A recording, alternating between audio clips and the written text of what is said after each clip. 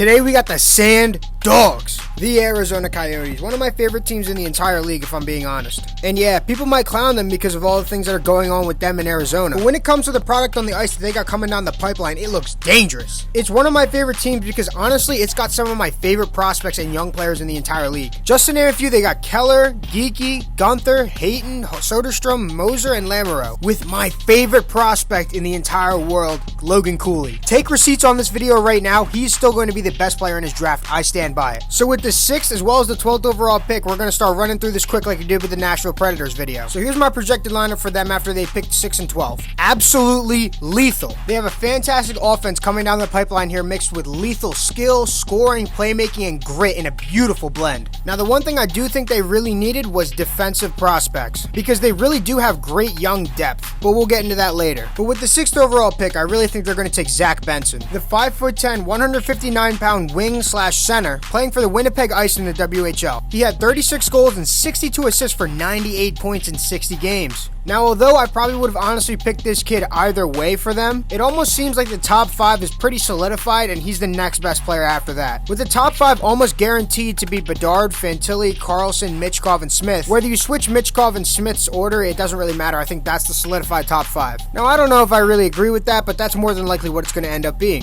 Which is fine because the perfect player for the Coyotes drops to them at 6. Zach Benson has the biggest heart for the game that I have seen in this draft so far. He is what you would call a certified dog. Unbelievable levels of hustle in his game, even for a small guy. He puts his heart and soul into every single shift. He has unbelievable hockey IQ, great scoring, and passing ability. He's got really fast skating, but he needs to work on his elusive edge work. He definitely needs to get more physically strong for his type of play style in the NHL level. I had his NHL player comparison as Jason Zucker. He's perfect for the Yotes because he can slot in as a wing or a center, and he has the physical willingness to be a top-line forechecker. A lot of teams have guys that are meh that they put up there on the first and second line just because they can go get the puck for the skilled players. But if your grindy player and your scrappy guy is an unbelievably good skilled player who meshes well with your other skilled players, that is when you got a dangerous line. Here's a formula for lines that I have always thought is perfect. All the best and most effective lines in the entire league have a playmaker, a goal scorer, and a grindy player. Now, of course, these guys are NHL level, so they all should be able to do just about all of that, but there are certain designated rules for each guy, and it works perfectly. Think of any of the best lines in the NHL, that is the formula they use. So let's get to the way their lineup looks here for the offense in the future. Although yes, Benson does play with Geeky in the WHL on the same line right now, so it would be nice to see them be line mates again in the NHL. Geeky is a center that has incredible skill, but really needs a lot of development. I think he could benefit heavily from being on a line with Keller and Schmaltz. Those guys do just about everything in the game, and I think that it'll be a great way for him to develop up in the NHL. That second line is absolutely disgusting, and I think it has the exact formula I was talking about before. As this team starts to progress, I do think they should move Benson up with Geeky because of the chemistry they've had, and move Schmaltz down to the second line, but honestly, that's just a judgment call at that point. Getting a lot more muscle and getting stronger on his skating, while honing down his execution on playmaking, and with strength's going to come a stronger shot, Zach Benson has star potential with this lineup specifically. As always, we always look for a second option, and I think Ryan Leonard would be a perfect player as well. He's basically Benson. They're pretty much the exact same player.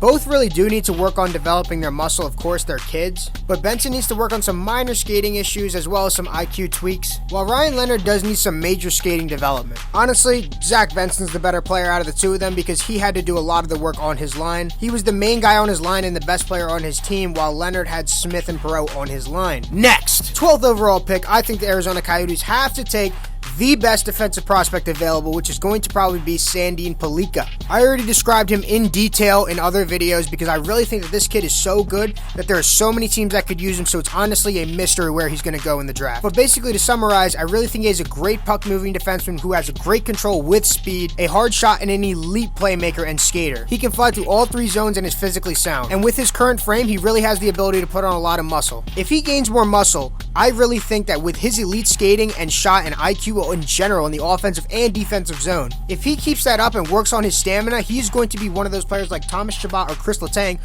who can eat up ridiculous minutes in a game and be your number 1 defensive guy. They have a great looking core for the future with Moser, Soderstrom, Lamoureux, and probably Valimaki if he signs again. All great players, but they're not number 1 guys. And I love Soderstrom. He's one of my favorite prospects, but I don't think he has number 1 potential, but he has incredible number 2 potential. That's all I got for you today. Thank you all for watching. Don't forget to subscribe and comment your team so I can make a video about them next.